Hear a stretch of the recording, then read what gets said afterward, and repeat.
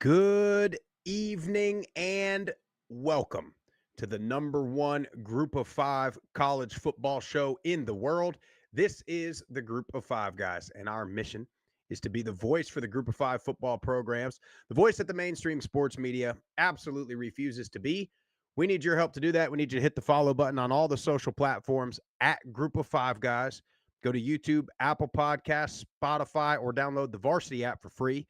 Download the show, subscribe to the channel. Most importantly, share it with your family and friends. On this episode, we are jam-packed with information. We got Kent State, we got Coastal Carolina, we got the NCAA tournament, all happening, all breaking news. We'll have plenty more. Hope you enjoy the show.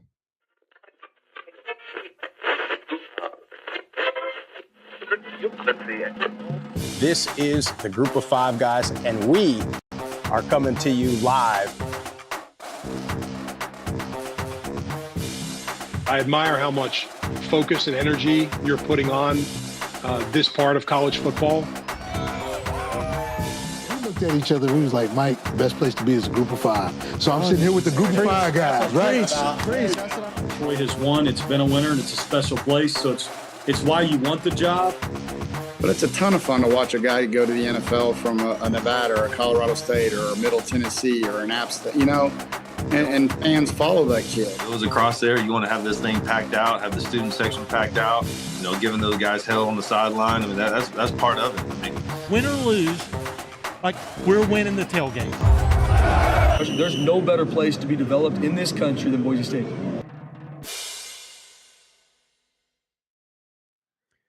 Jeff, every week when we do this show and I hear Jimmy Touchstone talk about winning the tailgate, and if you're watching the show on YouTube and you see him holding up the pickaxe shot, we're getting ready to do it's basically a shot ski for those of you that don't know, never been down there to Charlotte. I get chills. I mean, buddy, we're here March 31st, 2025, and I can't wait for fall. I know. Every time I see the new intro, we're just like, take me back. I need fall Saturdays, tailgates, barbecue, football, the whole nine, man. Well, I got to get out of this spring season. Do you know that it is the highest pollen count in the history of the state of Georgia? No. Was recorded 2 days ago. Really? It's so bad. I'm like, you can't even. I wash the cars typically every weekend, and it'll be like, let's say I hit the cars at 11 a.m., finish up, go inside, grab some lunch. You come back outside, and there's pollen just all over them. But you got to wax. If you hand wax, the pollen kind of stays away a little bit. So that's what I did this past weekend. But the pollen's bad, dude. I wake up, my eyes, I look like I've been drinking all night. My face is so puffy and swollen. There's pollen all over the place. There's bees everywhere. I mean, the bees are, and I don't think the kind of bees I got are like the good. I think they're carpenter bees. Yeah. It's like a real epidemic in our neighborhood, probably because they've cut all the trees down. And so now they don't have anywhere to go. So they're trying to find people's fences and swing sets and stuff like that. But good thing about those guys is they don't sting you. They don't really miss it. They're just annoying. Yeah. And they're fat. They're big. Fat. And the kids get because they don't know the difference between carpenter bee, bumblebee, wasp, yellow jacket, hornet. Because I'm like, bumblebee or carpenter bee, they'll fly away. They ain't gonna bug you. Just give them a tennis racket. Get the kids out in the yard. Get those. Yeah. Work on. We have one of those tennis rackets that's got the electric charge to it. You've seen we do that for flies, but I don't know if it would take out one of them big. They're big now. You should get a regular tennis racket. That way kids aren't going to electrocute themselves. No. They'll be out there for hours, having a field day. Yeah. But well, Jeff, we got a little breaking news for the Group of Five guys. We did announce on the social medias a week or so ago, and we're going to get these guys on the show here in the coming weeks to really dig into this. But we got a new partnership, and it's something that we've been when we talk about sponsorships and potential of who we want to work with. We're always trying to think of like what's a perfect fit, right, for college football, for our lives, for what we do. And one of the things we've been talking about for a long time is like a spice seasoning company because it fits with tailgating. Jeff obviously owns a damn restaurant. He's a hell of a cook. I like to think I can make a mean burger or mean steak or, do a couple roasts. pretty decent chef myself. But we have officially partnered with the Gridiron Spice Company, and it's a perfect fit. I mean, they created their business around tailgating and football. They're high school football coaches. That's what these guys are, out of Texas. So make sure you try them out. Use our promo code GOFG. You can go to gridironspiceco.com. They've got 4 different flavor blends. They've got your triple option, which that's like your salt, pepper, garlic, pretty standard deal. They've got their varsity, which is their signature blend. Then they've got kind of a sweet and spicy one. They call that one the hot route. And then they've got a Cajun blend. So they've got their 4 blends. And like I said in a video, they come in the huge spice container. What is it? I think 340 servings. But make sure you check out Gridiron Spice Company. Go to gridironspiceco.com. Use our promo code GOFG. But I'll tell you, Jeff, I've been cooking with it. It's damn good stuff now. It's great stuff. And what's great about it doesn't have all the artificial, additives and stuff like that. What it is what you get, and you can really taste the quality of the ingredients in there. And that's what we're about, putting out just quality product week in and week out. And Sprouse, I mean, we got to stay in the food sector. Big news. Breaking news. Coastal Carolina. Buy a ticket, free concessions. So what it says here, I got it in front of me. It says our fans are the heartbeat of Teal Nation, and we're always looking ways to elevate their game day experience. With Coastal Kickoff Meal Deal, we're excited to offer free concessions this fall as a way to say thank you to the energy, passion, and support they bring to Brooks Stadium every game. So ticket purchasing patrons visiting the concession stands will be able to acquire 4 items per concession stand visit from a selection of hot dogs, nachos, popcorn, and fountain drinks. What do you think? Well, Jeff, it's one of the things. It's one of the when people that don't go to the games, when they crank up their excuse machine, this is one of the the standard. When you buy an excuse machine, this is one of the standard excuses that comes with it. It's like, wow, man, but if I take, my family, I got to buy a ticket, then I got to buy a concession stand. It's just too expensive, which is true. Okay. I'm not saying it's not, but it eliminates an excuse. It takes away something else. And to be quite honest with you, I mean, we've talked about this, Jeff. You take a family of 4 or a family of 5 to a college football game. Hell, when we went to Coastal, and we bought tickets, and it was not cheap. And then you're sitting there thinking like, ooh, I gotta go buy a Gatorade. I gotta go buy a beer. Got the kids with us. You're talking popcorn. Yeah, you're somewhere. You're somewhere you haven't been necessarily before. You want to go to the merch shop and get you a T-shirt or a hat or something like that. I mean, you're talking a few $100. For a family of 4 or 5. And, now, hey, man, you're getting a free meal out of the deal. No question. And what I love about it is, I don't know if this is going to solve their problem about getting more butts in the seats, but hey, you've created an idea. You obviously have a plan in place, right? I don't know if they're going to increase price of tickets to maybe cover some of that. Like, I don't know the ins and outs of this deal, but I love it. Like, go for it. Stop, take away the excuses of why fans don't want to come, figure out a way to make it work. And this is a great way to do it. I hadn't seen anybody else come up with this idea or try this. So we'll see if it works for Coastal, but hell, I'd go to a game, just because I could get free, hot dog. I saw somebody in the comments was like, if I was a college student, I'd be meal prepping. I'd go and get 8 hot dogs, hamburger. Yeah, you got a week's of dinner, no doubt. Well, I'll tell you, Jeff. It's in the sales world, right? You always want to. Everybody's got all these objections, but the real truth is they're not real objections, right? Everybody's got basically an excuse of like, I need to think about it. Oh, I need to talk to my wife about it. But the key to a good salesperson is to find what the true objection is. So this is what you're doing. You're just eliminating another one. When people say, oh, well, you can't buy alcohol. Now everybody's selling beer. Oh, well, food's too expensive. Well, now you got free concessions. So we're going to get to the real reason why people don't go to games. And then you can actually solve that reason. When you get to the real thing, then you'll be able to solve it.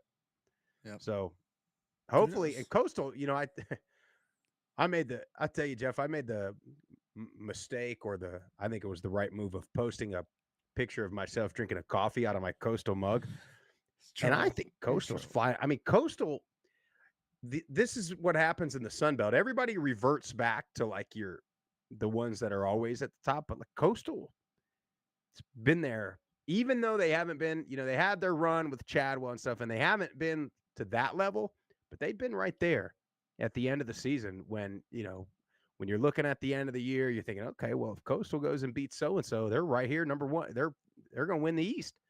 So I think Coastal's flying under the radar. And then everybody's talking about, oh, they have the worst roster. How do we know? Everybody's got a new roster. Yeah. It's one of those deals. But everybody's lost pieces, and everybody's tried to acquire pieces in the portal.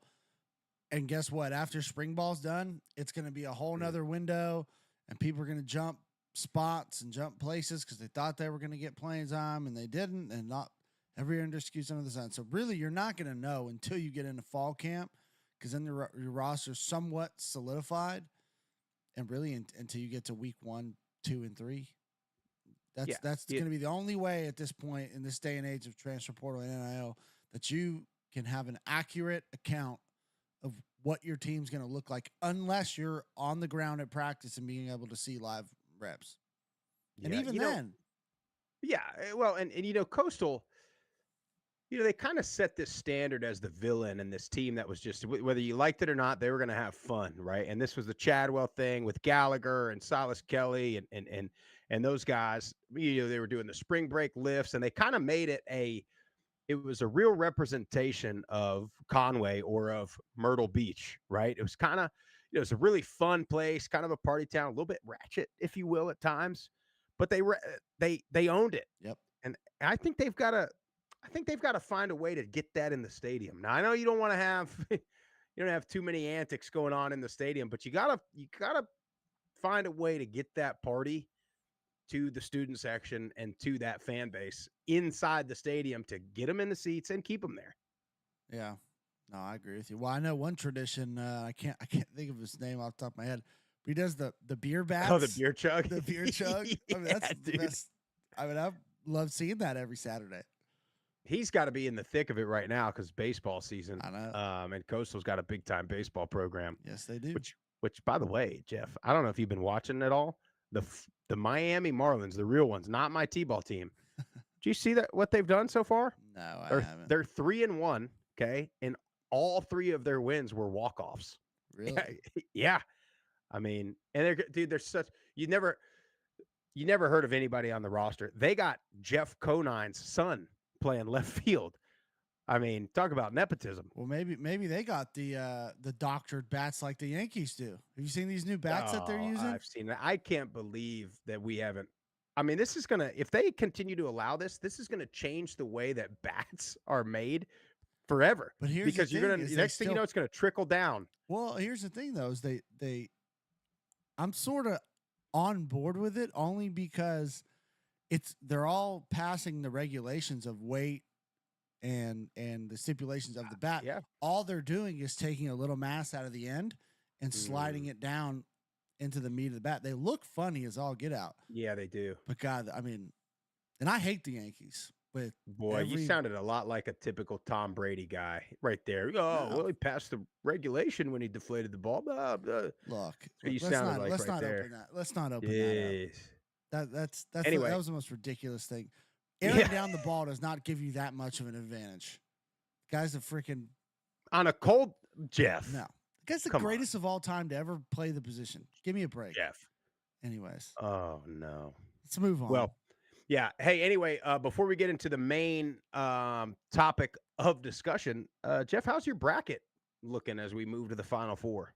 Well, if I would have just put the entire SEC into my Sweet 16, then I would have been good.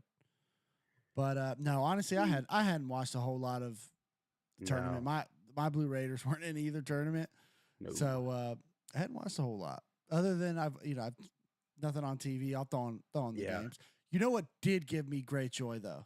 A lot of joy watching the Volunteers get smoked the other night. That gave me great joy. Just get curb stomped. Well, I'll tell you mine. I have one team in the Final Four, and it's Houston, who I had losing in the championship. So, but I had them losing to freaking St. John's, who lost in round 2. But,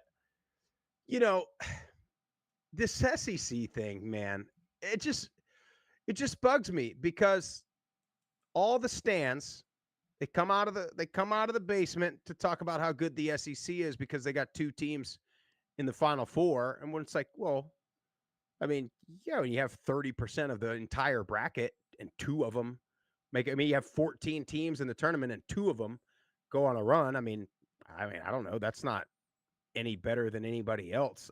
You know what I mean? And nobody's denying how good Florida or Auburn or Alabama or Tennessee was. But all the other teams that we said shouldn't have got in, they lost. They all lost. I mean, and they lost early. So, to relate it to football, it reminded me of, and we've been saying this since we started this thing, it reminded me of for 20 years, we watched Nick Saban and Alabama dominate everybody. We watched them with an average margin of victory across Nick Saban's career of 3 touchdowns. We watched Alabama run through the SEC, run through every team in the SEC, and then we'd watch Alabama run through Ohio State or Clemson or somebody in the championship game, and then all the other SEC schools, see, look how good the SEC is. No. Look how good Alabama is. And that's what we just saw with basketball. It's like, well, yeah, Auburn and Florida and Alabama, yeah, they ran through the tournament. They ran through the SEC all season. Like, it doesn't compute with me. If you have somebody that's dominating your conference and then they go on to dominate the rest of the country, that's not making you guys good. They're doing the same thing to you that they're doing to everybody else. So it just has never made any sense to me at all, and again, and this is not like, I'm not saying these teams are not good. They're just like everybody else. That's all. And their top 3 or 4 teams this year in basketball were really good. But we've been watching Duke make Final Four runs forever. Yeah. Nobody's sitting here talking about how good Georgia Tech and Wake Forest are. So it's same thing to me. But yeah, who am I, Jeff? This is what I'll say about the 2 points that I got, and then we'll get to the heart of the show is SEC was not a great basketball conference, but they have made a ton of improvements and jumps, like overall in the last decade or so, maybe a little bit more. But you know where that money's coming from? It's coming from football. Football has drove all the money to those athletic departments in media deals and everything else to allow these schools to bolster their other sports. Mm-hmm. What a concept. What a concept.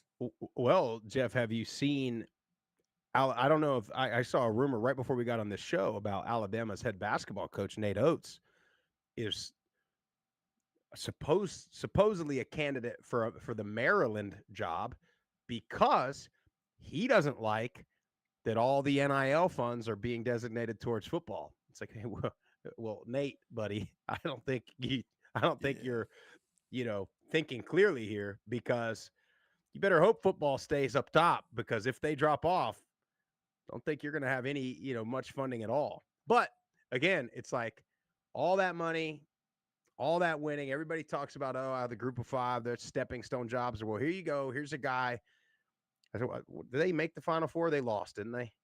Alabama? Yeah, I'm pretty sure they lost. They lost the other night. But anyway, Elite 8 Final Four team, and your head coach, SEC, the mighty SEC, he's still going to go somewhere else for a better job. There's always a better job.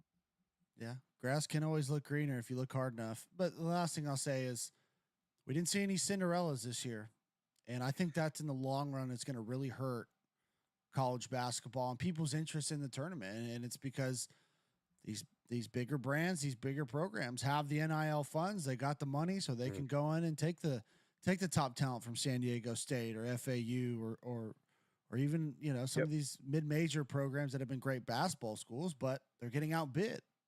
Yeah, the Gonzagas of the world. Well, and I tweeted about that, Jeff, because to me, the Cinderella thing is kind of, You know, FAU made a Final Four run 2 years ago, and nobody had ever heard of any of those players. FAU, just little old, American Conference school, making a run.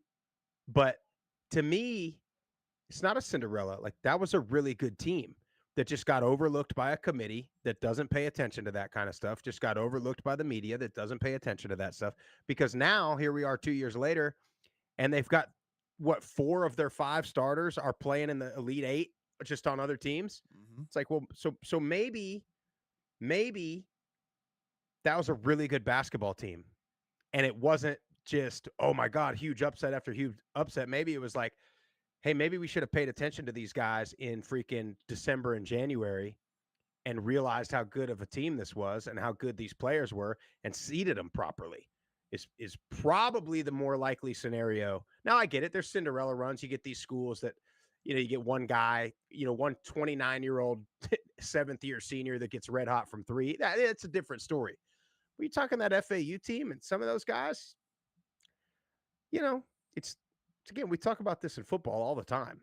It's like these guys were good before they went, when they were recruited and developed in the MAC, and then the Big Ten comes and gets them, as a mercenary for a year, and then, oh my God, Big Ten, NFL. Well, wait a minute, and again, I tweeted about this too, but again, it's like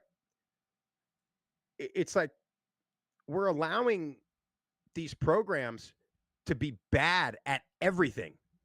Everything that used to make a great head coach, right? Evaluator, recruiter, developer. We're allowing them to skip all 3 of those. And now it's, okay, you got to be a decent, you got to manage some personalities. It's like, it's like the NBA, right? You want Popovich or you want Doc Rivers or Spoelstra probably now, Steve Kerr. Like, we don't really need them to do anything except manage these stars. It's kind of what you have in the, the big money schools. But anyway, I get off of that topic. We got to talk about Kent State too, Jeff.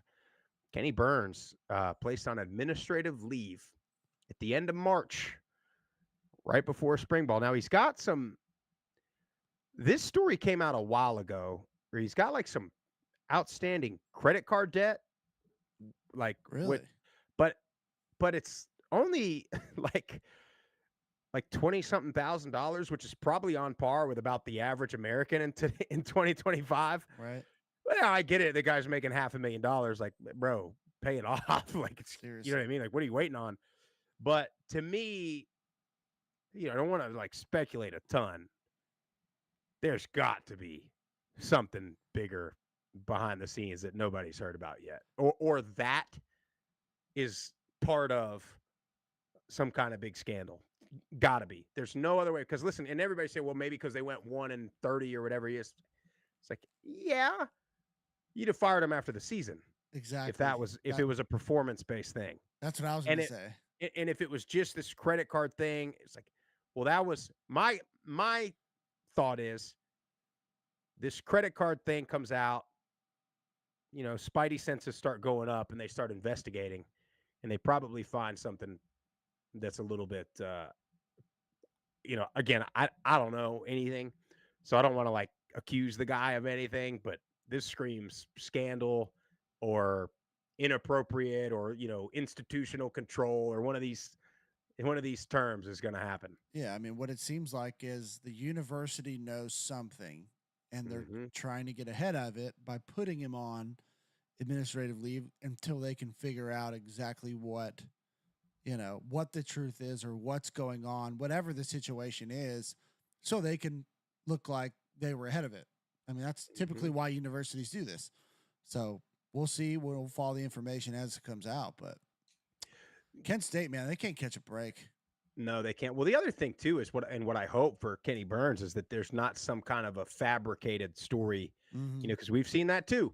We've seen an athletic department or a university get ahead of something and suspend somebody and potentially, ruin their career, and it ends up not being true, whatever they're being accused of. However, I will say this in a positive news, rumors swirling about Josh Cribbs, Kent State legend, fantasy football legend, taking over the reins there. And, It's kind of the recipe now, isn't it? Matt going after some star power for their head coaching jobs. Football, I don't know. Well, See if well, it look, pays off. Eddie George had, he had, some previous stops and had kind of proven himself a little bit. Is Cribbs, to my knowledge, had any? No, he was kind of a quality control guy, I think, in the NFL for Cleveland for like a year or two, and I don't really know what he's been doing. But Jeff, it kind of go back to my point, what I just made, kind of talking negative about these P4 coaches, where it's like, you really now as a head coach got to just be like a figurehead, right? A face to the brand. Hey, let me stand here and convince all these people to give us money, because that's now, if you are that, you hire great assistants, right? You hire a great offensive defensive coordinator, you hire great position coaches, and you just,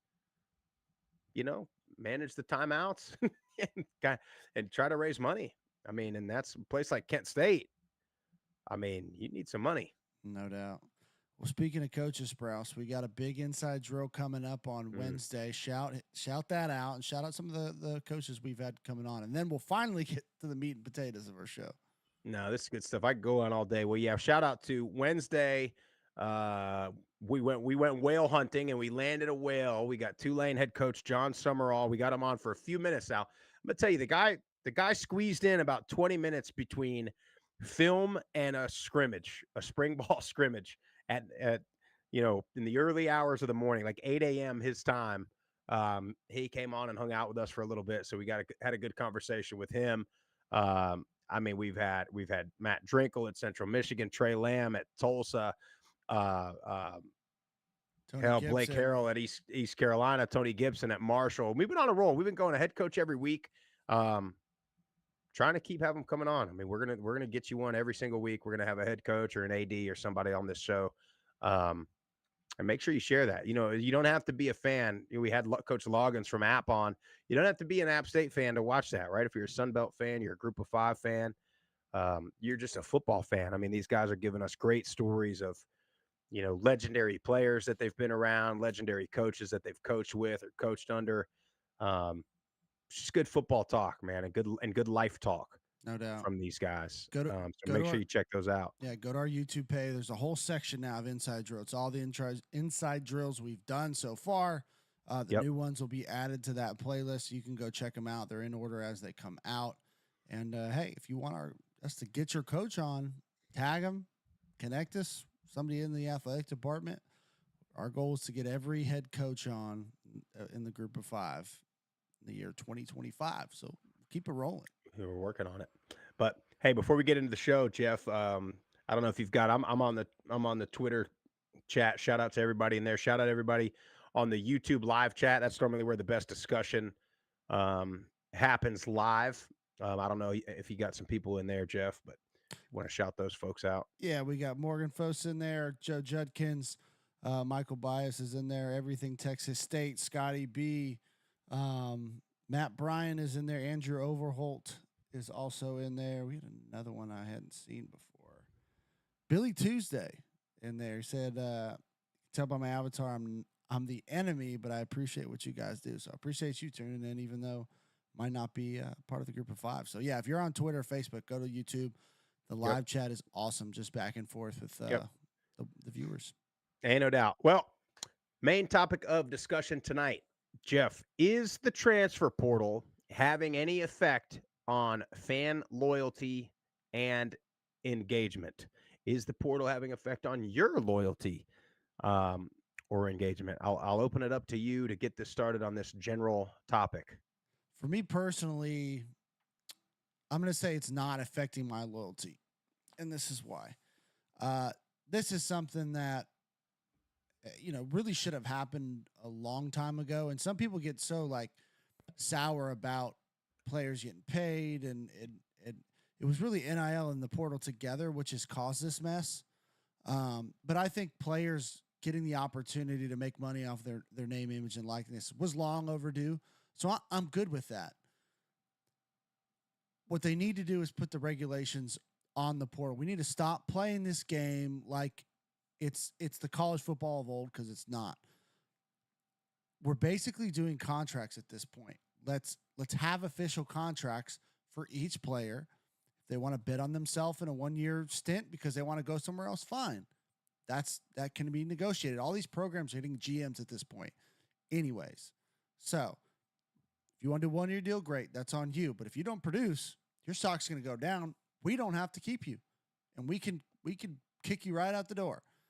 Flip side of that coin, if you want stability and you want to be somewhere 3-4 years, you negotiate that, sign that deal, but you're locked into those 3-4 years. There ain't no transferring once you do that. So I think that's what we need to get to, and I think that'll help a lot of people's feelings of this isn't what it used to be anymore, because it's not in a lot of senses, right? But for me personally, my loyalty, guys, I've been an Oakland Raider fan since I've been born.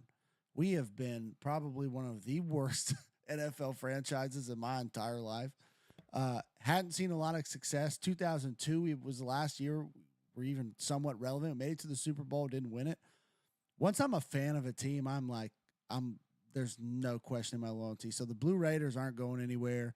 I'm trying to do what I can to help fix some things at the university, but no, it hasn't affected my loyalty. But I understand a lot of the people's points on why it's basically turned into, you know what, I'll go and support, but I'm not as invested as I once was, because you can't have any continuity, especially at the group of 5 level for a lot of schools with players, even coaches. So it hasn't affected my loyalty, but and we'll get into some of the comments, because you posted this last week of what some of the people had said about it. I'll get into that after we get your take, but for me personally, it has not affected my loyalty. Yeah, I mean, I have a couple things on it, and for me, I'm with you, and I think there was a bunch of comments that said, and I hope I don't take something from you here, Jeff, but they kind of said, my loyalty to the program itself is stronger than ever, but my loyalty to the individual players has been lessened. And I think, for me, Jeff, you just don't have anything to kind of latch onto anymore, right? Like, you have a good young team, you can't get too excited because you're not going to have that same team coming back. Where in the past, you had a good young team, or you had a good recruiting class, and you didn't win very many games, but you could kind of see flashes of, okay, give us a year or two, we're going to have a good club. You don't have that anymore. It's a whole new roster. You have a really good season, and you got a bunch of guys coming back. They're going to be seniors. Chances are those guys are gone. You don't get a chance.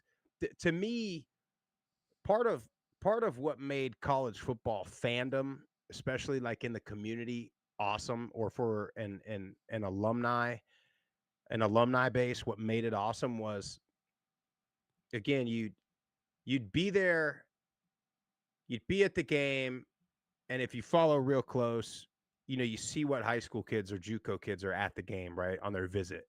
And you want to know, can we get those guys? Can we get those guys? Then signing day happens. You get this signing class, and coach gets up there and talks about how good the class was and who these guys are, where they're from, and all that stuff. And then they move from their hometown to your college town or your community, and they grow up there.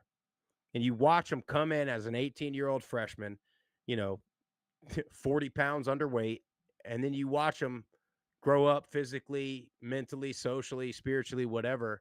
And you just don't get that. It just doesn't happen anymore. Mm-hmm. And so you're missing the whole thing. We talk about this. It's the community aspect of it. And you're missing it. If you're the kid too, you're missing all that. You're missing your chance to have people kind of help you along the way and grow up with a city and with a community. But you just don't get that. You see a kid come in as a freshman, and God forbid he's any good, he's out of there. And then if he's not good, he might be there, or he might also be out of there. And so, it's just kind of tough. You get a guy for a year or two, maybe a year where they're actually playing. Typically, especially at the group of 5, if they play and they're good, I mean, not a very good chance they'll be back the following year. So it's really difficult. And that's that's up to your biggest money. That's Ohio State won a national championship. It's them too. They're going to have a whole different team. Now for them, they can probably get excited because they're should be theoretically upgrading everywhere. where, at the group of 5 level, you might get excited that you get somebody from Ohio State, but that means they probably weren't very good there, or they didn't play there, or whatever. And so, it's just kind of tough, Jeff. It's just trickling down, man. In the pros, I mean, you talk about the Raiders, dude, like in the pros, it was like that for a while. If it was a Dolphins fan, like I knew no matter what, Zach Thomas, Jason Taylor, Sam Madison, Pat Surtain, they were going to be there. They were going to be on the Dolphins no matter what. Like you knew that. But it's not like that now. Those guys all would have went elsewhere in this day and age. And so it's just trickling down. You just don't get that where you just feel like they're ingrained in the school and for the students. I mean, come on. Like you thought athletes weren't going to class before. I mean, I can tell you right now, they're not going. Not these big NIL guys. No, now, not if they're getting cashed out. Why would you? Exactly. What's the point? You're making more money. Some are making $2, $3, $4 million. Like, why would you go to class? You're making more than what your degree's ever going to pay you. Now, I still think it's important for them to go to class, and that's on the head coach and the staff to relay, hey, like, that's great, you're getting this money, but you ain't going to step foot on the field unless you go to class, which I would say most of the coaches, I would hope, are doing that. Even though the kids are getting paid a lot of money, like, still important to start what you finish, right? But that's why I just think the contracts would solve so much. It would just solve so much, because now that you have a binding document, like the terms of the agreement. The player agreed with it. The program has agreed with it. Now there's stipulations in there, just like every contract. You violate those terms, you get kicked off the team, or vice versa. If the team violates them, you can leave, or whatever the case may be. But until we have those, we're going to have more of the same issues with kids transferring, just not having that sense of community like you talked about. Because I think you hit it perfectly. Not only does community not have that, the kid doesn't have it. And I think that's just so important. It's just especially so much more than what money can buy when you're invested in a community and they're invested in you. And that's one of the big things that made college football forever just incredible, because you get to watch either, we grew up as young adults in Murfreesboro, the community, vice versa. Well, Jeff, and especially if you're a guy like you or a guy like me that went across the country, you pick up and you leave your family and you go to someplace you ain't never been. You might have been for a weekend at most, and you pick up and go, and then, you kind of like, you're learning to be on your own a little bit. You got your roommates and stuff like that. But there was always those teachers or those fans or those, aside from just the coaches, that you always kind of knew you had your back or were looking out for you or cared. I mean, really, that they cared about you as a person, no matter what happened on the football field, they cared about your success as a human being. And I mean, now, you probably care about the freshman kid that comes in. You want to kind of see them grow up, but then they leave, and now you're going to get some upperclassmen come in that hadn't been there ever, and that is only there to play ball, get a check, and probably leave again. But my thing too is, and I know this isn't really on the topic, but isn't the basketball portal window open right now, or it opened like during? Because Calipari was bitching about it. Yeah, during the tournament. Well, Jeff, call me crazy. I think it was maybe 2 years ago when we got up here and we were saying, why is the window in the middle of bowl season, in the middle of playoffs? And everybody said, well, semester, it's got to line up with the semester so they could go. Well, here we are in March. I'm not a professor, Jeff, but last I checked, semester started 2 months ago, and there's not another one starting until the summer. So what are we doing here? What's this window for? So I'm just a little bit confused, because every time there's always, again, it's a moving goalpost. You got to have this. I think a lot of it also, Jeff, would be fixed if you had a little window after the national championship in whatever sport you're talking about. You had a window for like a week or two. And then you also have, if you get a coaching change or something like that, you're free to also leave. You're free to get a week or something to decide. But the fact that we got to have all these windows, and again, I know even if you had a 1-day window at the end of January in college football, I also know you'd hear the rumors because the 20% agents are planning this all out all season long. No question. So that's your other, that's your other, that's the elephant that we've got to deal with. Yeah. It's what, did you have something there, I Jeff? did, but I can't. I'm not going to say it. It's a little. It's some information I probably can't share that pertains to basketball and somebody, But anyways, yeah, I think you talk about the portal windows, and I think it solves it if you just go to contracts, because then you don't have these windows. When people's 1-year deal is up, and then you have free agency just free like agency. the pro is. You can't just have what they have now. It's not only free agency every year, it's free agency always. Even when they get a deal and commit to somewhere, they can still go get another one. And I mean, we still saw get this happen. contacted by people. Nonstop. Yeah, it's just nonstop. So now if you and the reason they're doing that is because, again, these 20% agents get 20% every time you go collect a new NIL deal. So if you signed a 2-year contract, boy, would that hurt their pockets a little bit when you could only get that 20% once instead of getting it every year when you hop school to school. And so if you had these contracts, and again, and then it would limit the DMs and the distractions and all these things. And it could actually help the agents be good agents because, okay, good. Yeah, we got you a 2-year. And if you're a guy like me, that's certainly not good enough to go anywhere, and I got an agent that lands me a 3-year contract, I'm like, hell yeah, that's what I want long term. No doubt. Buddy, I'm not betting on myself. I'm not good, So then your agents would actually have to be decent agents and get you the best deal. But right now we have the agents getting themselves their best deal. Some of them, not all of them. Talk to our boy Pat Corinne. He's on it.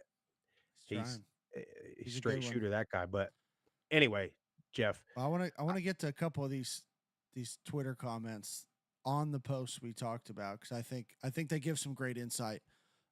This is Alan Pogue. I'm not sure who he's a fan of. It doesn't say on here, but he says, I still love my schools, but they'd better put an end to unlimited free agency or my patience will wear out. I'd almost rather watch student clubs than NCAA sports at this point. Well, we've been talking about that too. When do your pockets run dry, or does your patience run out if you just are continuously giving and paying? And thank God you got free hot dogs now, but you still got to donate to the NIL. And if you don't get the result that you're paying for, I mean, why keep engaging that way? Let alone, it's going to be hard to be engaged just supporting, let alone giving all the money that you need to give. Yeah. No, I think that's exactly what is going to happen. Is people are going to get fed up. The longer you go without really any type of regulations and, like, let's just be honest, like, fairness in the system, because right now it's whoever has the money highest, goes to the highest bidder. That's just the reality of the situation. And that's why the NFL as a league has certain rules and regulations on what you can and cannot do. And the NCAA, I mean, they're effectively neutered at this point. I don't think they've won they lose every time they go to court in years. So we want to blame the NCAA, but they've tried. Yeah. And they lose every time. Yep. So I don't know why anytime you get the courts, I mean, just yeah. But man. Who's driving all of this? It's the SEC and Big Ten, because they're the revenue generators, right? They're the ones making money, hand over fist, and they're driving everything and pushing everything for their gain. Which I'm not going to sit here and say I don't blame them. Right. Like they're doing business. their job. This is a business. This is what it is. Yeah. But you just it's at the detriment of everybody else. Well, the other part too of all of this is because I see Jay Billis on Twitter all the time. Every time a coach leaves, he gets on there and he talks about how, well, the coaches portal is always open, which I agree.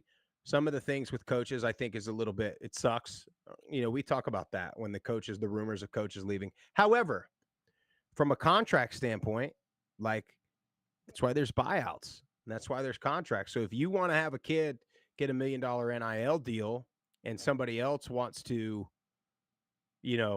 poach him and pay him more than that, well, then they're also going to have to pay back what the last school just gave him. The kid and the agent can't just keep taking money and not performing a service.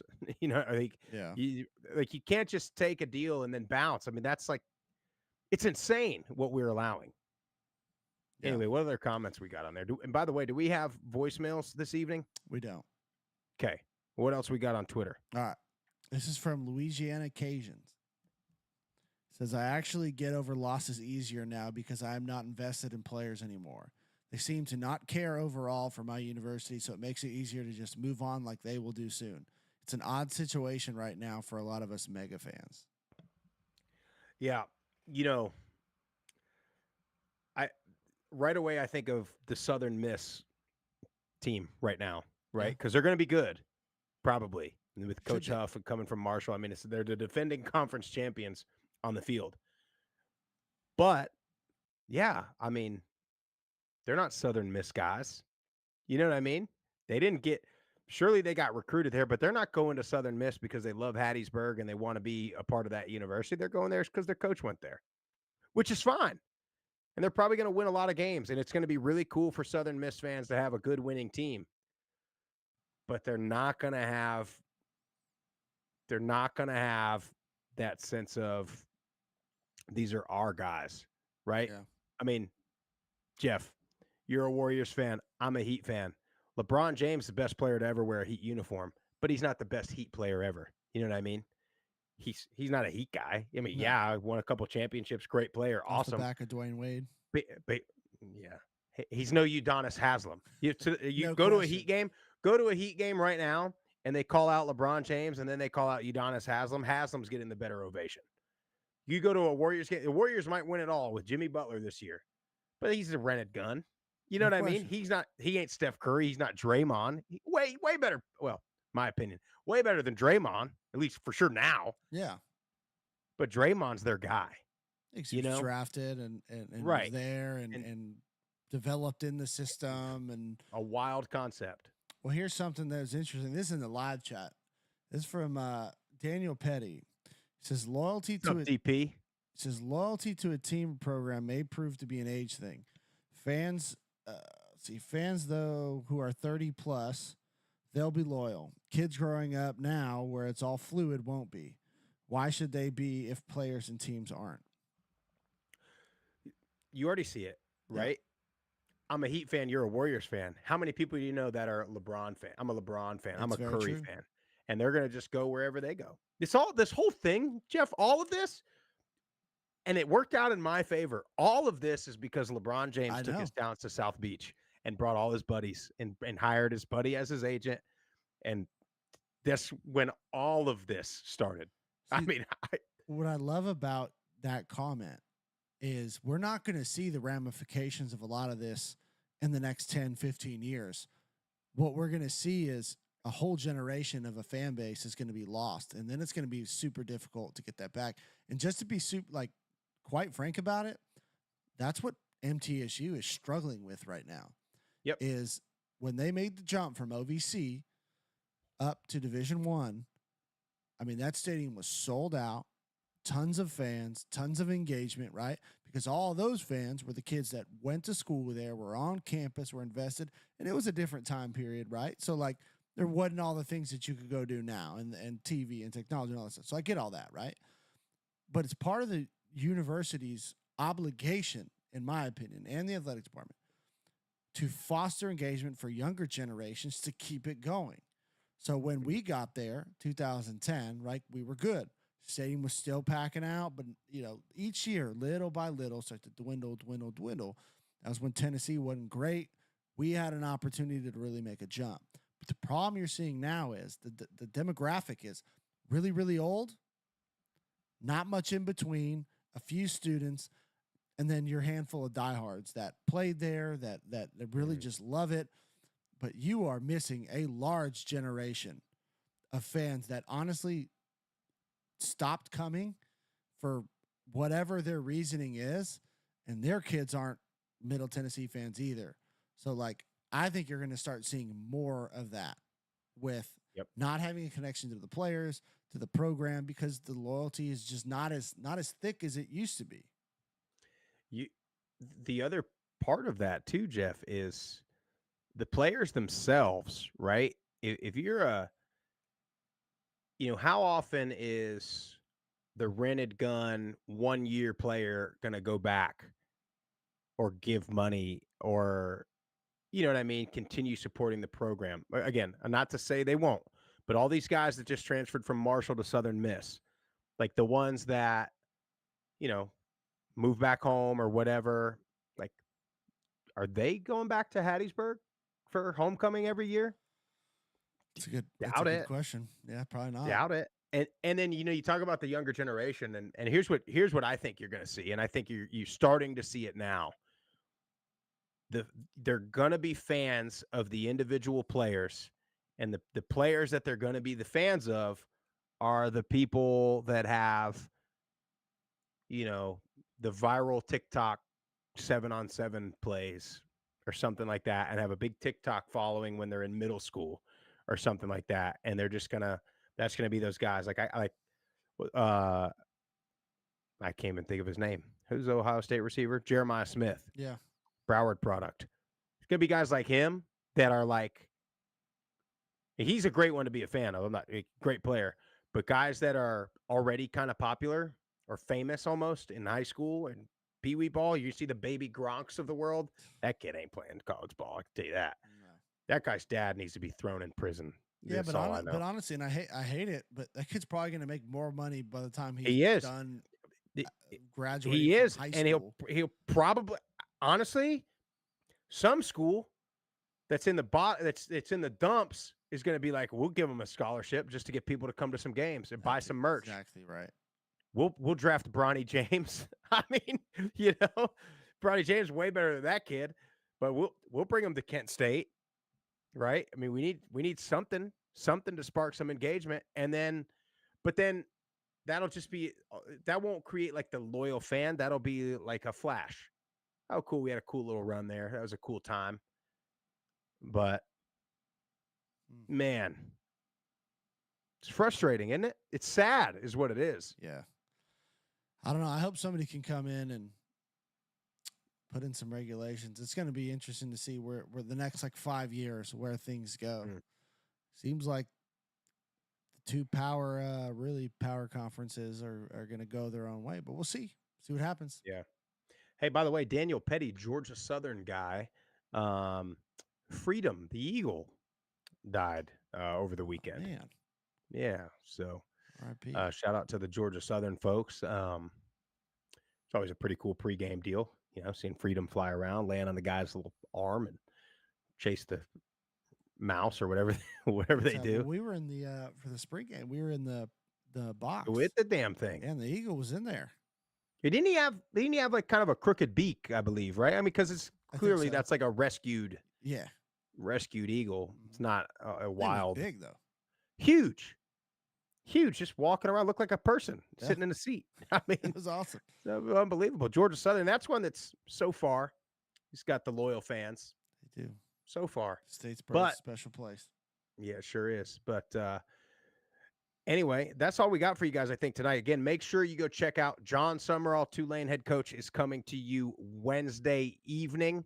Go, like Jeff said, go on the YouTube channel, check out all of our interviews from the past couple months. We've had, 6 or 7 head coaches on in the last 6 or 7 weeks. So make sure you check those out. Make sure you hit the follow button on all the social media platforms at Group of Five Guys. Go to YouTube, Apple Podcasts, Spotify, wherever you get your best podcasts. Subscribe to the channel. Leave a 5-star rating and a review. Most important thing you could do, share with your family and friends. That's all we got for you guys tonight. We're out of here.